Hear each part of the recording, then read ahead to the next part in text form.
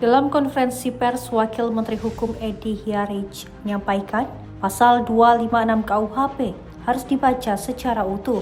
Menurut Edi, dalam pasal tersebut tidak ada ketentuan izin demonstrasi, melainkan kewajiban memberitahukan kepada pihak kepolisian. Edi menegaskan dalam pasal tersebut adalah memberitahukan, bukan untuk meminta izin. Kewajiban pemberitahuan dilakukan agar pihak kepolisian dapat melakukan pengaturan lalu lintas, serta menjamin hak pengguna jalan lain tidak terganggu. Oleh karena itu, polisi perlu mengetahui titik dan rute aksi untuk melakukan rekayasa lalu lintas secara tepat. Pasal 256 terkait demonstrasi. Jadi itu sebetulnya harus dibaca secara utuh ya pasal itu. Jadi setiap orang yang akan mengadakan demonstrasi atau pawai intinya harus memberitahukan kepada polisi. Kata-kata di situ adalah memberitahukan, bukan izin. Mengapa pasal ini harus ada? Ya. Sekali lagi, mengapa pasal ini harus ada? Karena ini berdasarkan pengalaman yang pernah terjadi di Sumatera Barat, di mana sebuah mobil ambulans yang membawa pasien itu, dia mati di dalam karena terhadang oleh demonstran. Jadi tujuan memberitahu ke aparat keamanan supaya bisa mengatur lalu lintas. Demonstrasi kita menjamin kebebasan berbicara, tetapi kita harus ingat juga bahwa ada hak dari pengguna jalan. Demonstrasi itu pawai pasti akan membuat kemacetan lalu lintas. Mengapa harus diberitahukan kepada pihak yang berwajib?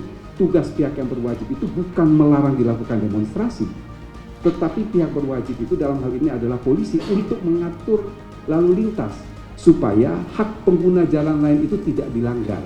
Itu intinya. Rupa-rupanya pasal itu tidak dibaca secara utuh. Jadi kalau saudara-saudara perhatikan pasal 256 itu, kalau saya penanggung jawab demonstrasi, saya memberitahu kepada polisi, timbul keonaran dari demonstrasi itu, saya tidak bisa dijerat pidana. Karena saya sudah memberitahu. Kalau saya tidak memberitahu, tidak terjadi kerusuhan, juga tidak bisa dijerat. Jadi pasal itu, bahasanya itu adalah diimplikasi, jika dan hanya jika. Jika tidak memberitahu dan menimbulkan keonaran. Cuman yang baca itu kan kadang-kadang tidak baca utuh. Kalau dia baca utuh tidak paham terus komentar. Itu yang bahayanya di situ. Jadi sama sekali pasal itu tidak dimaksudkan untuk menghambat, untuk melarang, untuk membatasi kebebasan berdemonstrasi, kebebasan berbicara, mengeluarkan lisan baik pikiran maupun tulisan, tetapi mengatur. Mengatur itu sama sekali tidak melarang, tapi memberitahu. Itu adalah esensinya mengapa tidak meminta izin, tapi memberitahu. Jadi cukup yang akan bertanggung jawab atas pawai atau demonstrasi memberitahukan kepada pihak yang berwajib.